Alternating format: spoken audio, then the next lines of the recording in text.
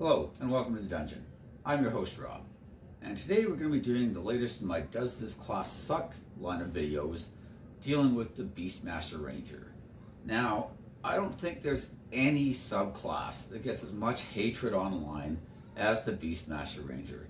Almost any list of worst archetypes or worst subclasses will have the Beastmaster usually in the top 3, and more often than not, proudly holding down the number 1 position. Now, I do find though that a lot of these people haven't necessarily played a Beastmaster themselves. And I haven't either, so I'm not claiming to be an expert on the class, but I have been in 2 games where Beastmasters were played by other players. One of them was in my campaign where I played a champion fighter all the way from 1 to 20. One of the other players was playing a ranger. And the other one was in a Tomb of Annihilation campaign, and the player only made it to flow of 5 or so because unfortunately his work schedule changed and he could no longer make the games, so he had to drop out of the campaign. But there's at least enough for me to see how other people played it and to get some ideas. And I'm not going to say that the class is great. It is probably on the weaker side, but that doesn't mean it's unplayable. And I also want to make it clear up front that every subclass is somebody's favorite. And what some people enjoy about a game might not be the same as other people's. Some people are going to be like min-maxers, and I fall into that category myself. My YouTube channel is pretty clear indication that I spend a lot of time worrying about like min-maxing type stuff. And I don't think there's anything wrong with that. But some players don't care. They just want to have fun, and I think Beastmaster can be perfectly valid for that. I also think they're nowhere near as bad as a lot of people have complained about. But it does take a lot of work to get them to a really good level. And that's unfortunate because some classes, like say a barbarian, I mean, they're just good right off the bat, and pretty much any choices you make on a barbarian, your barbarian's still going to be pretty good. And unfortunately, I don't think the Beastmaster Ranger is so straightforward. You're going to have to do a lot of like real, min-maxing and making intelligent choices with your animal companion in order to really get the most out of it. If you just decide to make a random race and take whatever companion you can find, then it is going to seem pretty weak. I also think that a lot of our enjoyment from a class comes from whether or not that class meets our expectations. I've played full support characters who do like no damage whatsoever, and I've still loved it because the character performed the way I thought it would in my head. And I think that's one of the problems that Beastmasters have had. People have this idea that they're going to be like Dristaward, and they're going to be in there just mealing things up with their panther by their side, just kicking butt. And then when they find out that they have to share their attacks with the animal companion, and it's either they attack or the companion does or whatever, then it just really feels bad. And the companion always stays a CR1-4. They do get more hit points and stuff, but they get your proficiency bonuses added to a lot of things. So it's not like there's no scaling, but it's not great. And the truth is, as you get to higher levels, your animal companion will never make a saving throw that it needs to make almost. That's just the way it is. Not saying it won't fluke one off every now and then, but it's probably going to be rough. But that doesn't mean the class can't still be really effective, because it can be. So I wanted to take a quick look at the 2 most common complaints I see about the Beastmaster Ranger. And to be honest, one's really just an extension of the other. So the first complaint is that the Ranger class as a whole is just really weak. And, so you're taking an already weak class and then you're adding a weak subclass to just get the worst possible combination. And there's definitely some truth to that. Some of the Ranger abilities are just not particularly good. Things like Natural Explorer and Favorite Enemy are, they're fine abilities under the right circumstances, but those circumstances don't always arise. And when you look at things like, like long striding and stuff like that, or land striding, hide in plain sight, primeval awareness, all these abilities are really circumstantial. And I think this is the problem that the Rangers in general really suffer from. You have some strong circumstantial abilities, so in those circumstances, they're very good. But those circumstances might only arise once or twice or even 5 times in the campaign, they might never arise. And that just feels really bad for your core abilities. So there is some real problems there. However, I do think that Rangers have some really good things to offer. For one thing, I think their spell list is pretty good, especially compared to the Paladins, which is another half caster. I think that the Ranger spell list is actually better. Now, you don't have the option of using your spells for smites the way that a Paladin does, so that also kind of sucks. The Paladins get kind of dual use out of their spells, and Paladins have some good ones too. Like, obviously, things like Find Greater Steed are amazing. I'm not trying to say the Paladins have no good spells. I'm just saying between the two, I think Rangers are slightly better, but you can only use them to cast spells. But you do have some good summons, and I do like the idea that if you're going to be a Beast Master, why not summon animal companions as well and just be like Lord of the Beasts? Nothing wrong with that. So I do think that they have some good ones there. You've got some decent healing, kind of like the Paladins do. You've also got some nice damage spells, things like Hunter's Mark. Hail of Thorns is really good at really low levels. It doesn't scale particularly well, but then you get like Cordon of Arrows, and you get some of the others too. So it's not bad. Swift Quiver is amazing if you're using ranged weapons. So I think that they do have some really good spells on the list. And you got things like Animal Friendship and Ensnaring Strike as well, which are pretty decent. The other thing I think that Rangers have going for it is that with certain race combinations, like say Halfling, you can get a mount that's pretty good at level 3. Like you can have a Halfling riding a Pteranodon. I mean, you could be a gnome too, right? As any small-sized character, though, you could be riding a Pteranodon, sorry. You could be riding a Pteranodon. Now you have a flying mount at level 3. You could take like a giant wolf spider, for example, and now you have a creature that can climb walls.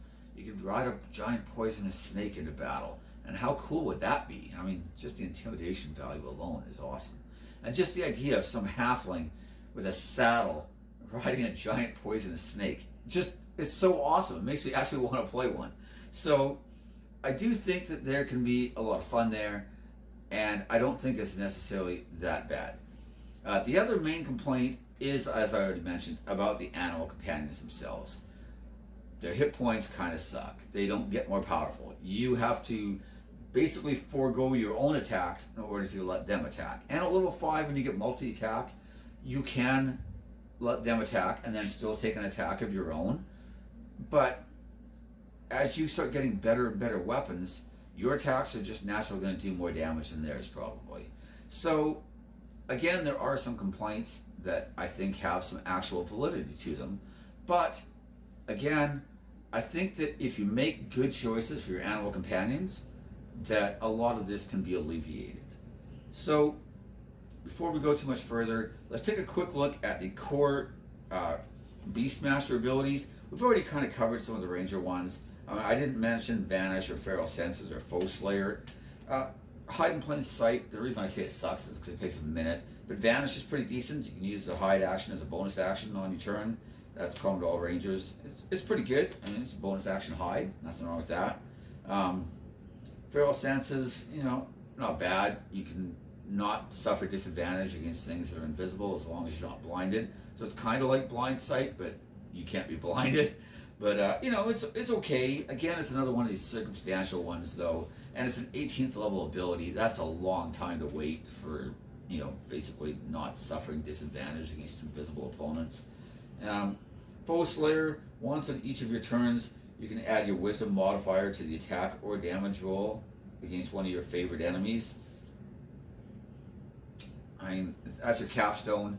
Again, it's not terrible, but I mean, the Barbarian just got +4 to his strength and con and raised his caps. So he could have 24 strength and 24 con right now. And 24 strength is going to give him an additional +2 to every attack and to every hit. And you're getting to use it once per round against certain specific enemies. It's not great again. So when people say the core class isn't that strong, there are some real reasons for it. But like I said, we will look at some solutions.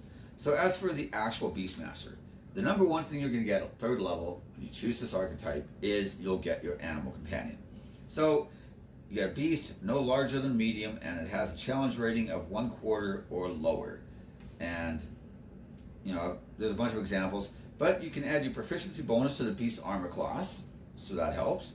It attack rolls and damage rolls, as well as to any saving throws and skill it is proficient in. So not any of its saving throws, any saving throws that it is proficient in. This is why I say that at higher levels, it's almost never going to make a saving throw. Its hit point maximum equals the hit point number in its stat block, or 4 times your ranger level, whichever is higher. So if you're level 10, it has 40 hit points, probably. If you're level 20, it'll have 80 hit points. That's not terrible. And again, we'll look at ways to make that better. Like any creature, it can spend its hit dice during a short rest to regain hit points.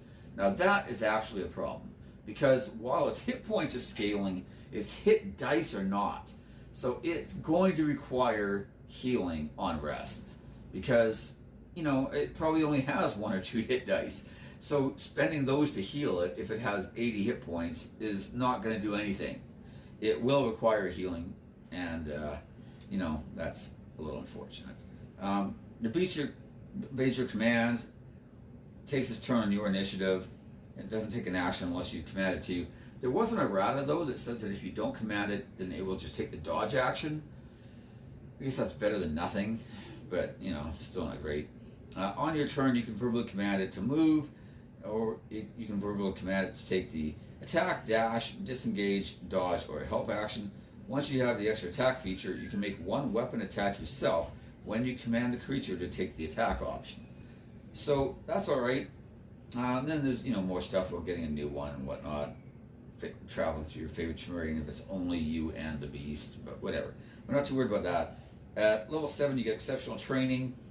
Your companion, on any turn your companion doesn't attack, you can use the bonus action to command it to take the dash, disengage, dodge, or help action on its turn. At 11, you get Bestial Fury. This is one. Wow, Liliana's very upset. This is one I see a lot of people complain about online, but I actually think it's not that bad. It makes it so your animal companion can make 2 attacks instead of 1, or if it has the multi-attack option, it can use its full complement of attacks.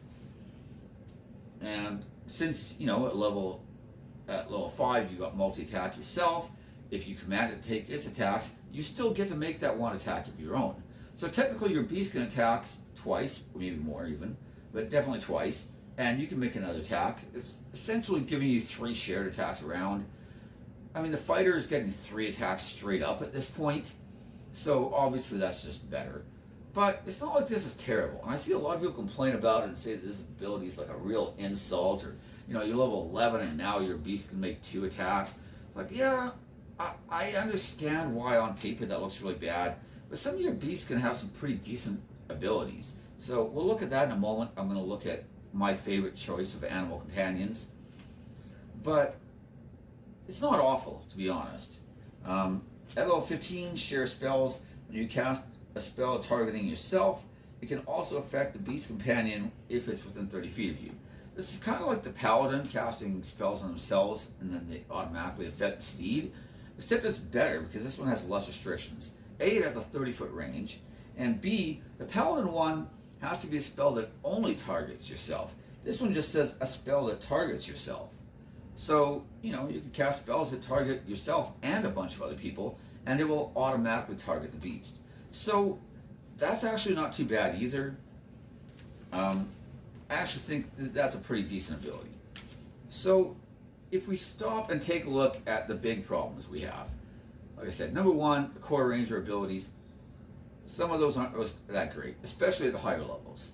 Now, I do think that some of this can be alleviated by multi-classing, but I don't want to make this only a multi-class. I'm not trying to say take 5 levels of ranger, get your extra attack, and then get out, because that's not really a ranger build anymore. I will say that there are some good choices, which we will go over in a second, but I don't think that it's that bad. If you take favorite enemies that have a wide range of things, like undead, there's lots of undead. You can use that against skeletons and zombies at level 1 or 3, I guess, when you choose the ability or whatever, and you could still be using it at level 15 when you're fighting liches, or 20 fighting Dracoliches, whatever. It's not bad. There's a lot of undead. I think it's bad when people choose things like orc or goblin, which are great choices at low levels, But by high levels, you're not fighting those type of things. You know, things like celestials and fiends, those can be used with your favorite enemies you start getting at higher levels, right? Level 14, you get another choice. 6, you get another choice. Those type of things could be, you know, if you think you're going to be fighting a lot of fiends, that's not a bad choice for a level 14 favorite enemy. But I wouldn't choose it at level 1 because it's something that's just not going to be useful. So I do think that choosing good kind of broad types of favorite enemies is probably best. You might think that dragons are good, but you're probably only going to fight, even if your campaign goes all the way to 20. How many dragons are you going to fight? You know, maybe 5 or 6. If you're lucky, you might fight 1. So, you know, I want to try to choose something that's going to come up fairly often. Because, to be honest, it's not a great ability, but I can at least get what I can out of it. So, as for the beast's hit points, there are some things we can do about that. Taking things like getting someone to use the aid spell and increase the temporary, or increase the hit point maximum, of all the companions, get them to use it on your beast. If you have, like, you could take the inspiring leader feat because you can communicate to your beast so he can understand you. And then you can give him temporary hit points every time you rest. And it's going to scale somewhat with your level. So, jeez. Sorry. So anyways, you can take something like that, and that can help the beast quite a bit, right? That can help your companion to have some more hit points and give them a bit more staying power. So there are things like that we can do. I think that some of the choices we make can help to alleviate it. Things like the flying snake, for example, can dart in, attack, and then fly out. He does not provide opportunity attacks because he has the flyby ability. So that's a good option. But in general, I'm just going to say, don't send your beast in by himself where he's going to get focused by enemies. That's just a bad idea. And I think that the animal companion, if you're going to be like an in the front melee type of fighter, then that's going to change my choice of companions. If I'm going to be a ranged guy, I'm going to make some different choices again. So make some choices that are going to fit what you're trying to do. So we'll talk about those in a second as well. So those are kind of my general rules. Choose favorite enemies that are wide, broad categories. Choose animal companions that are going to complement my fighting style, either ranged or melee. And try to find ways to buff its hit points and give it some more durability. So my choices of animal companions, these were the favorites that I had. Now I'm only sticking to ones that are readily available to most players. I've talked about before, I use the Creature Codex in my games, which has a ton of beasts, and I use the Tome of Beasts, which also, appropriately, has a ton of beasts. Now, those have some really strong options for CR1 4th. They got some stuff with pretty beefy hit point totals, to be honest, as well. But I realize most campaigns aren't going to use those, so I won't be covering them. I just thought I'd mention them, though, that if your Dungeon Master allows you to use other sources, maybe see if he'd be okay with you using one or both of those books, and that'll really widen the selection of beasts that you have available. But for ones available in the Player's Handbook, my favorites are the aforementioned Flying Snake. Like I said, it has a flyby, and it has a poison attack. And one of the things that's nice about his flying attack, which I was on the wrong page, it attacked as 1 piercing damage plus 3d4 poison damage. Now, there's no saving throw against that. It just does that damage. So it's a no save poison attack. And it's only averaging about 7 points of damage on average, plus it only does 1 point of piercing. So that's not great damage, but it can be decent. It, like I said, doesn't provide opportunity attacks. Not the worst thing ever. I like the giant poisonous snake. Honestly, this is probably my favorite choice of a beast companion. It's a CR1-4. It has a swim speed of 30 feet, which is pretty nice. It also has a movement speed of 30 feet. But, you know, the fact that it has a swim speed is handy in a lot of circumstances. It's medium-sized, meaning that if you're playing a gnome or a halfling, you could use this as a mount, as I mentioned earlier. Just the idea of being a halfling riding a giant poisonous snake is pretty awesome. It has blind sight of 10 feet, which is, again, pretty useful sometimes. And its bite attack, which has a range of 10 feet, reaches 10 feet. One target does 1d4 plus 4 piercing damage, and the target must make a DC Constitution saving throw 11 only, taking 3d6 poison damage on a failed or half as much on a successful. Now, I like the fact that it still takes damage even if it succeeds, because let's face it, DC 11 and a Constitution save, that's not a great combination. It's a low DC, most stuff's going to be able to make it, and it's con, and a lot of monsters have high Constitution. But the fact that it'll still do half damage, at least, is something. And the fact that it has decent range on it, okay. The bite attacks can do like an average of 6 damage, but don't forget you're getting to add your proficiency bonus onto that. So there's going to be a bit of scaling there as well. So all in all, I don't think that it's the worst choice you could ever make. Again, don't just like leave it in the middle of a fight though and expect the tank stuff, because it's just going to die really fast. Some other interesting choices. I'll talk about these ones a little quicker. You got the giant wolf spider. Again, it's large enough that a small creature like halfling or gnome could use it as a mount. It has a climb speed, which is pretty handy. It has a pretty nasty bite attack, to be honest. And it also has a web walking ability. And, oops, still on the wrong page. So let's go to this web walk ability. It means that there's noise restrictions caused by webbing. The bite attack, like I said, has a range of 5 feet. It does an average of 4 damage, 1d6 plus 1. And a DC Constitution 11 saving throw. It only does 2d6 poison damage on a failed save, half as much on a successful save. But if the poison reduces the target to 0 hit points, the target is stable but poisoned for 1 hour. Even after regaining hit points, it's paralyzed and poisoned. Yeah, still alright. It's medium, so like I said, you can use it as a mount. It again has only 11 hit points, so don't try leaving it in the middle of a fight. But the bite attack's pretty decent, and I think there's some real potential for cheese here with the web walking. If you have a wizard or a sorcerer using web spells, you could just use your mount to like freely move between this stuff and attack. And I think there's some potential there. The last 3 I'm going to mention, one is the panther, which has a pounce attack. It requires a strength check, or it can knock the creature prone. This can be pretty good if you're playing a melee character, especially when you hit level 5, and now you can make an attack if your animal companion does. Your panther can try to pounce, knock the thing prone, and then you can attack it while it's prone with advantage and, try to do some more damage. And if you're using something like a hunter's mark, maybe you get a crit, you can double up your weapon damage and the hunter's mark damage. Along a similar line is the wolf, which in my opinion is actually even better. It has pack tactics, meaning that it'll have advantage on its attacks if it's within 5 feet of you, and it can knock things prone. So it could knock a creature prone while attacking with advantage, and then you can attack the prone creature with advantage. So there is some pretty good potential there. The last one I want to mention is the Pteranodon, which is a dinosaur, but it's also a CR 1/4 beast.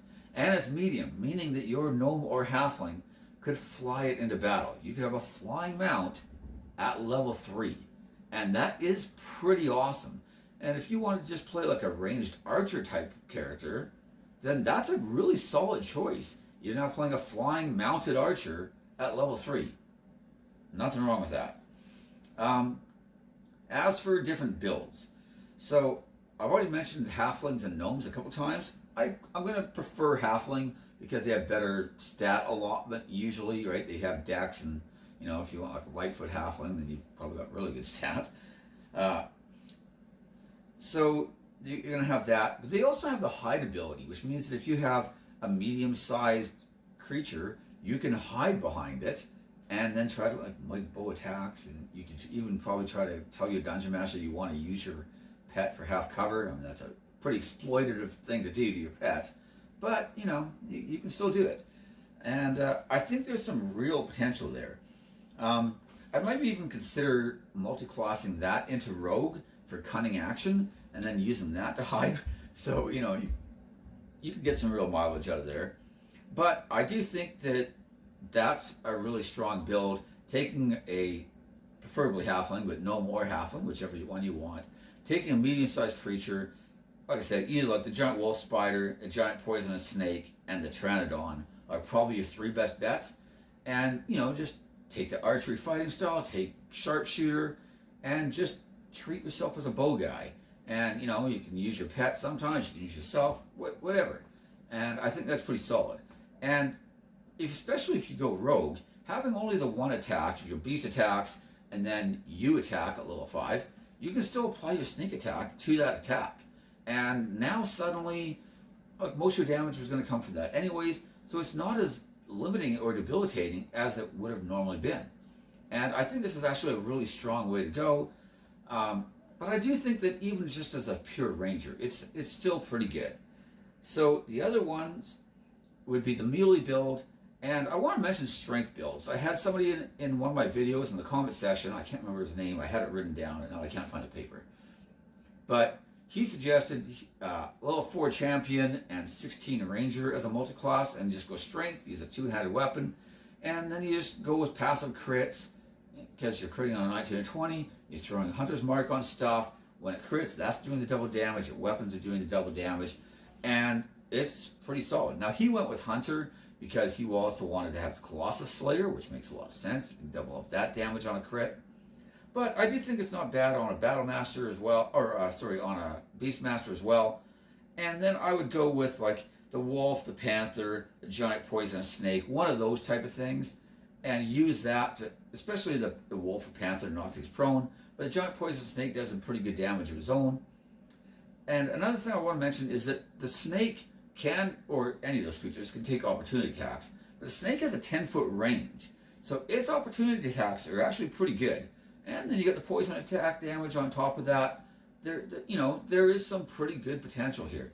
And especially at low levels, this kind of character really shines. Now, if you're going to be playing Dungeon of the Mad Mage, and you're going to be in a dungeon the whole time, and the campaign's going to go from 1 to 20, Beastmaster Ranger in general might not be your best bet. And I think that's something I should probably mention. I probably should have mentioned it near the beginning. But that's that certain characters really shine in certain level ranges too. It's easy to look at,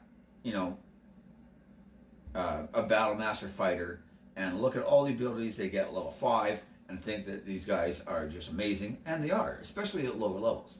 But then all your later maneuvers, you're choosing from the same pool of maneuvers that you already passed up. You didn't want it at level 3, you didn't want it at level 7, you didn't want it at level 10, and now you're getting it at level 15. Like that's not particularly great. And I think that the Beastmaster Ranger is kind of the same thing. You're probably not going to shine as much at high levels. But at low levels, especially around level 5, when you can make an attack and your companion still has decent hit points, he hasn't really started to fall really far behind yet, then I think they have a lot of potential to really shine in that level range. So yeah, strength or dex, I think either one is pretty solid. And then you take your companion that's going to be able to help you in battle. Your companion can even use the help action as well, which isn't bad. So then you can just give yourself advantage on all your attacks. And if your Dungeon Master complains about that kind of stuff, then I would suggest you just play the Beastmaster Ranger card, which is when you go, dude, come on, I'm playing a Beastmaster Ranger. Can't you throw me a bone? It might work. You never know. That's how hated the class is. So those are my choices for different types of builds. Oh yeah, sorry, I should have mentioned, for some other multi-class options, again, you don't have to multi-class. I'm not saying you should. But I think that Ranger and Life Cleric is a particularly good build. The Life Cleric is going to give you some better options for armor, and Ranger is going to still give you second attack around. If you go to 5 with the fighting style, you're going to get your cool companion, and things like Goodberry are really good with the Life Cleric ability. So I think there's some strong potential there. You also are a half spellcaster, so to me, it's probably a better route for getting second attack than say Fighter would have been. Now you won't have Action Surge, so there is that. But you won't slow down your spell progression as much. So I think that that's probably a pretty good fit. I already mentioned Ranger and Rogue. This is a really, really strong mix if you're planning on going with a Dex build. And it works well with either like melee or ranged builds. Both are really strong. I also like ranger fighter type combinations. Again, you're probably going to want to go really heavy in one or the other because your extra attack features will not stack. So, like somebody mentioned the champion in one video I mentioned. I think that's a pretty solid build. If you want to go like 3 levels of fighter just to get battle master and get a bunch of maneuvers, that's all right as well. So I think there are some pretty good options there. Anything that's going to give you spell casting or anything that's going to use wisdom are both solid choices. Druid's okay too. I think cleric is usually stronger though, because you already have a lot of druid spells available, and cleric's just going to broaden out your spell casting list that much more, and it's going to give you access to things like I said, like possibly heavy armor, which druid isn't going to give you, and whatnot. So I do think that either one can work, but I think that cleric's probably a better option. But anything using wisdom is going to be a solid choice. As for feats, I kind of like the idea of taking Magic Initiate and grabbing Find Familiar. I don't really care what the cantrips are so much, but Find Familiar is going to give you another animal companion. You could take something like an owl, and you could have him use the help action on you or your animal companion, and just give yourselves permanent advantage, and then play the ranger card if the DM complains. And, so I think that there's some potential there. I also think that, as I mentioned earlier, if you have a good charisma, inspiring leadership can be really good, or inspiring leader, because then you can just give temporary hit points to yourself, your party members, and your animal companion. I mean, you could try to bribe the party's bard into taking that and speak with animals, because the animal has to understand him. That might be a harder sell, though. It might just be easier to take the feat yourself. I think that one's pretty decent. And, of course, Sharpshooter, it's one of the best feats you could take if you're going to be playing on a ranged character. I do think that Great Weapon Master on a strength character could be decent as well, though. And one reason is because it can give you a bonus action attack, which you might not otherwise have anything to do with, except for maybe you're using Hunter's Mark and moving it around.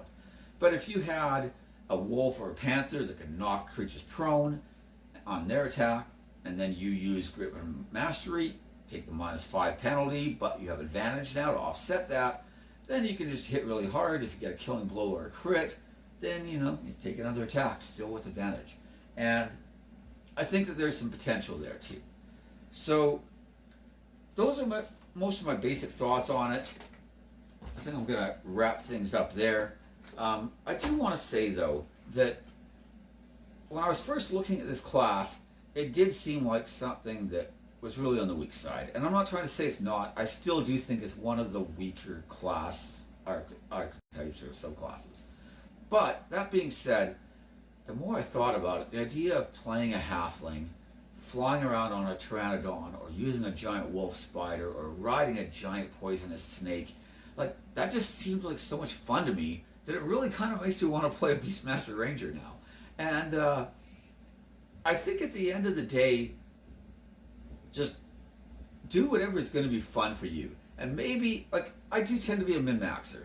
And so I understand if people are like, oh, the Beastmaster sucks, it doesn't have as good as stats, blah, blah, blah. It's no good, so I'm not going to play it because that's not going to be fun. And maybe you're right. But some of the funnest times I've had in D&D have been with some really flawed characters, or characters that are really good at one thing and then suck really bad in other areas. In my White Spire campaign that just ended, one of my favorite players, like I was running it so I didn't have a character in it, but one of my favorite players was the Barbarian Crag.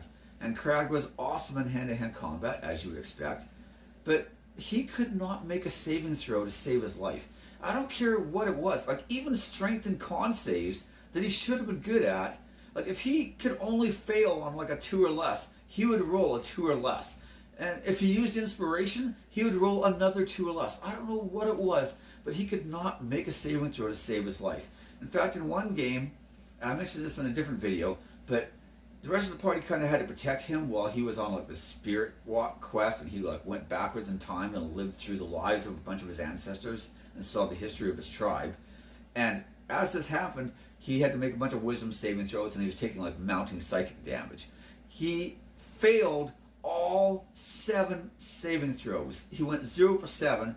he used inspiration on one of them and failed that. So he actually failed 8 saving throws out of 7 possible saving throws. He failed every single one, just consecutively, just one after another after another. And the thing is, like, by the time he was level 15 or 16, he finally started making some strength and con saves regularly. I mean, I'm not saying he never made one ever before that, but it was pretty rare. But the thing is, it just became this source of, like, delight to everybody at the table, except for maybe him, but even he secretly enjoyed it, I think. And it's just like, Craig, make a wisdom saving throw, and everybody would just start laughing. Or even if you just mentioned a spell going off and Craig was in the area of effect, everybody would just start laughing because they knew Craig was going to fail his saving throw, and it was just glorious to behold. And I think that, you know, flawed characters can be really fun as long as they still kind of perform at a level that you're kind of expecting in one area. And maybe your beast companion, you know, giant poison snake does pretty good damage, right? So maybe that's the way you want to go. Maybe you just decide to take a Pteranodon and fly around. But if your character's flying around and getting into all sorts of hijinks while flying on a dinosaur and firing arrows into guys, that could be a lot of fun. Oh, I should have mentioned the mounted combatant feat, because that one's really good too if you're going to be playing a gnome or a halfling, because basically anytime you're mounted, you can just have advantage, and it can be really, really powerful. So, I mean, it's just a nice way of essentially giving yourself permanent advantage. So, I do think that's a good one as well. I was just going to try to find the feat real quick here. Where is it? Alright, mounted combatant. Does it apply to ranged attacks? No, it's melee attacks against an unarmored or an unmounted creature smaller than your mount. You can force a target to attack your mount instead. If your mount is subject to an effect that requires it to make a dexterity saving throw to take half of damage, it takes none if it succeeds on the saving throw and half of it fails. Alright, it's not bad. Unfortunately, it doesn't apply to using a bow, but that's okay. It's still a pretty good way. You know, you could be a halfling with a giant spear or something. Use it like a lance, you know? Nothing wrong with that. And just give yourself advantage all the time while riding your wolf spider through the webbing cast by the wizard. There's some fun shenanigans that you can pull off there. So anyways, those are my thoughts. I'm going to end the video there. Feel free to like, subscribe, hit the notification bell, and most importantly, leave comments. I would love to read about your experiences playing a Beastmaster Ranger. I'm sure there's somebody out there who played a Beastmaster Ranger, loved it, and thinks it's the greatest class they've ever played. And I would love to hear about that kind of stuff, because I really feel that every class in this game is viable, and any class can be fun. A lot of it's just going to depend on your attitude. And if you are determined that you're going to do the most amount of damage of everybody in the party, then you're probably going to be disappointed playing a lot of classes, not just the Beastmaster Ranger. And so anyways, those are my thoughts. I think that it could be a lot of fun. And it's not as bad as a lot of people have made it out to be. It does require some work though. And so that's one of the reasons I want to make this video. So, whatever. See you next time in the dungeon.